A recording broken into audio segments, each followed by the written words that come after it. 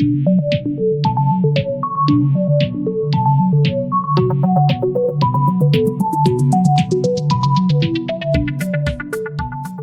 repressive regime in Beijing targeted its former ally after Vietnam signed the defense-based Treaty of Friendship and Cooperation with the Soviet Union, China's great rival, in November 1978.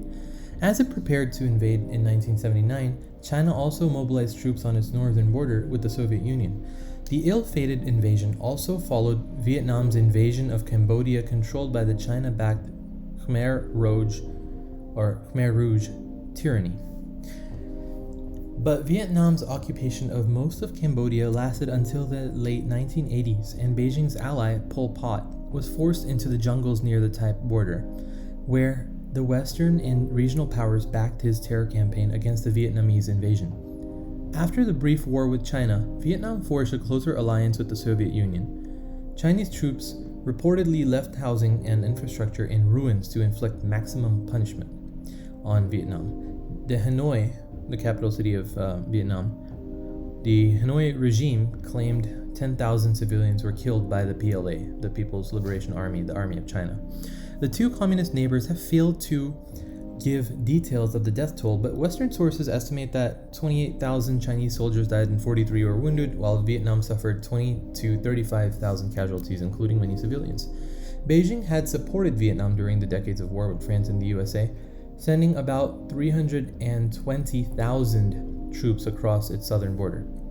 The international community was alarmed by the sight of 600,000 Chinese soldiers crossing the 600-kilometer Chinese Yunnan and Guangxi provincial border without apparent justification. On March 5th, Vietnam announced a general mobilization of the population and began airlifting forces out of Cambodia. Simultaneously, China announced its campaign had concluded and began pulling out its humiliated forces. Skirmishes followed during the communist neighbors in the 1980s, including a 1988 naval battle over islands in the South China Sea before diplomatic relations were restored in 1991. Vietnam is a very tiny country compared to China. At the time, it was also a very, very poor country, and China's economy, although not what it is today, was still leaps and bounds ahead of Vietnam. Vietnam, using guerrilla warfare alone, defeated China, whose soldiers did not have the experience to win. Vietnam only had militias, and what people don't know is that a vast majority of all regiments consisted of women. So the PLA, which consisted of men, were rounded up and taken as POWs by Vietnamese women. This is a very interesting piece of history, especially a milestone for women in the military and fighting on the front lines. Everyone has heard about the Khmer Rouge, a communist regime that was monstrosity on planet Earth. Pol Pot had resorted to killing his own countrymen without batting an eye. The Khmer Rouge arrested and tortured and eventually executed anyone who was suspected of belonging to several categories of supposed enemies, including those with ties to the former Cambodian government, professionals, intellectuals, mostly everyone with an education, and people who understood a foreign language. Many artists, including musicians, filmmakers, writers, were executed.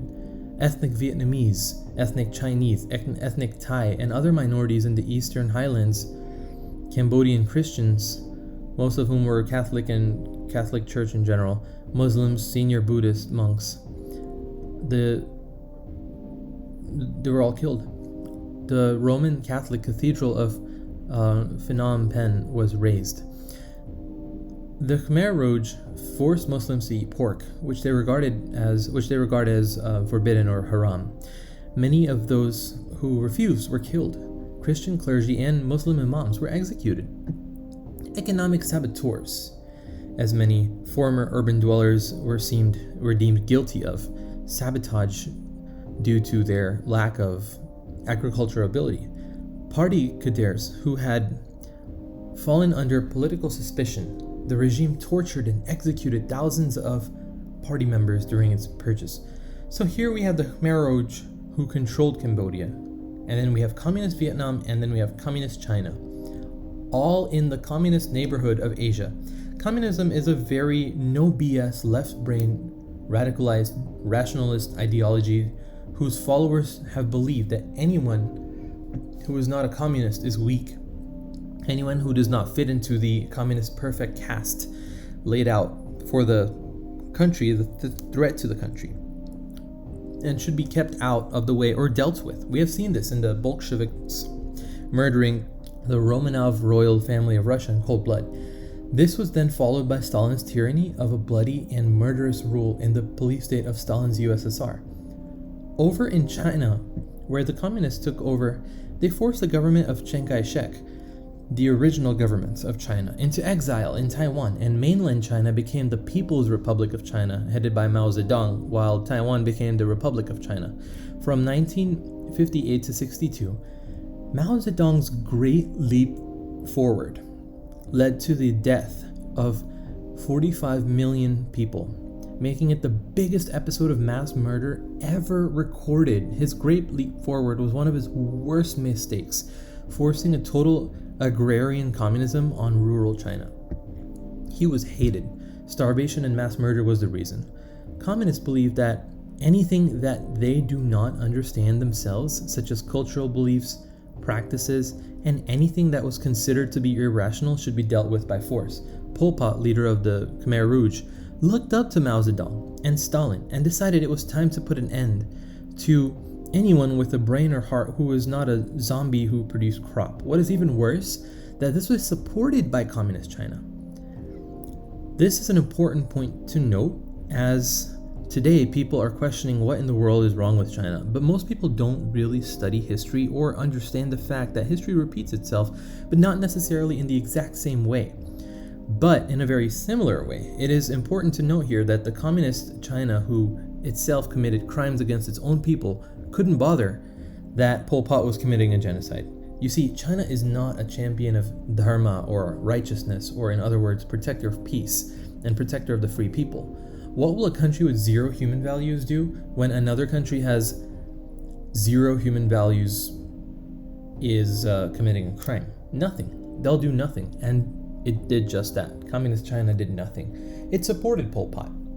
It was Vietnam, who was also communist but couldn't stand there and watch Pol Pot murder half the country. This is when Vietnam declared war and invaded Cambodia, forcing the Khmer Rouge to flee to the jungles near the western border near Thailand. China, who was very angry at Vietnam for getting cozy with the Soviet Union, whom China had a falling out with, decided it was going to take punitive action.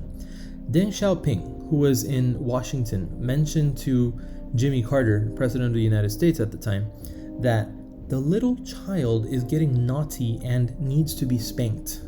This is exactly what he said. This is the bully that China is. It thinks that it is better than its neighbors and that its neighbors better listen or else. China unleashed wrath on Vietnam, but Vietnam successfully was able to repel the attack, but at a big cost. Both countries did not release the official counts, but US intel suggests that approximately 35 to 40k Chinese troops were killed. 35 to 40,000 Chinese troops, as well as 25 to 30 Vietnamese troops. This is what China calls a spanking, getting 40,000 of its own soldiers killed. It treats its own people as an expendable resource to give another country a spanking. This is exactly what China is trying to do in Ladakh. Although it has already stolen land from India, the Aksai Chin area, and although India and China have not lost 40,000 troops in the recent few months, such as what happened in Vietnam, China has tried to teach India a lesson by roughing it up for getting too close to the United States. China has no human rights for its own citizens, has a history of aggression and making enemies, and hence has miserably failed at diplomacy. So once Vietnam withdrew from Cambodia after ousting Pol Pot, China decided to recede from Vietnam, and they claimed that it has achieved its punitive goal. This is a quote. Yeah, by losing 35 to 40,000 troops, China still has not admitted that 43 of its own troops had been beaten to death by India in the last few months, in the last week, I should say, as a response for attacking an Indian commanding officer of the Indian Army and bludgeoning 20 unarmed Indian troops to death by using bats, with nails. Again, because its soldiers are expendable. This is the reason why it is important that India and the rest of the world learns from China's track record of being a fire-breathing dragon. Yet it forgets the army of dragon slayers. Lord Vishnu had thrown a discus at the dragon, which aimed to drink the nectar of immortality, cutting it in half. Interestingly, it was Taiwan who educated the world on this matter by publishing a picture of Lord Ram taking aim at the dragon with his bow. This is one language China understands. But whooping, such as what China and Vietnam have accomplished to do, India needs to understand that once someone teaches you to mistrust them, listen to them well. There's a place where Indian Tamils have installed a statue figure showing a Chinese man stabbing an Indian in the back. They created this in stone as a warning to all future generations about how China thinks and behaves as a collective consciousness, and that they cannot be trusted. They can never be trusted. It is up to India to connect the dots. But there is a pattern here that the world has observed, and China digs its own grave.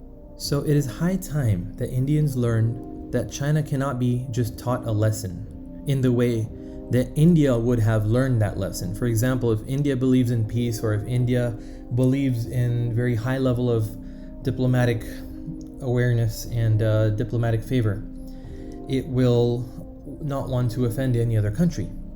India will learn that lesson. But China won't learn the lesson in the same way. They only respect strength, they respect fear. So if a country were to cause some sort of a grievance to China, but also making it a little afraid. For example, Japan, when it joined the United States in a defense pact, and when it joined the Quad, which is the United States, United Kingdom, Australia, and Japan, China is definitely wary about that. It definitely causes a little bit of a panic and fear in China, and they're definitely careful about messing with Japan because China respects anybody that can be able to cause fear.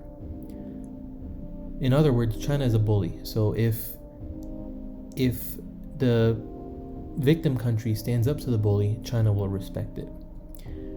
But we don't want just China's respect. We want them to completely understand that they made a big mistake. So India needs to understand that not everybody will react in the same way that India may react to a threat or an issue or a request by another country. And so it needs to give China a taste of its own medicine in a language that they understand. And that language is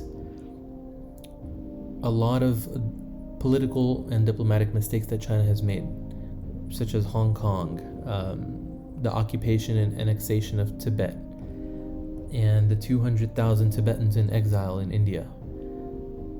Vietnam, which has been asking India for assistance. These are different types of ammunition that India does have. So India needs to understand that we need to make the Chinese panic and not just tell them to back off by beating up their soldiers. That's not going to work. They're not going to stop. And if they don't stop, then we have plenty of diplomatic maneuvers and moves that we need to make. For more videos, please subscribe to get the latest updates and hit like if you like this video. Jai Bharat.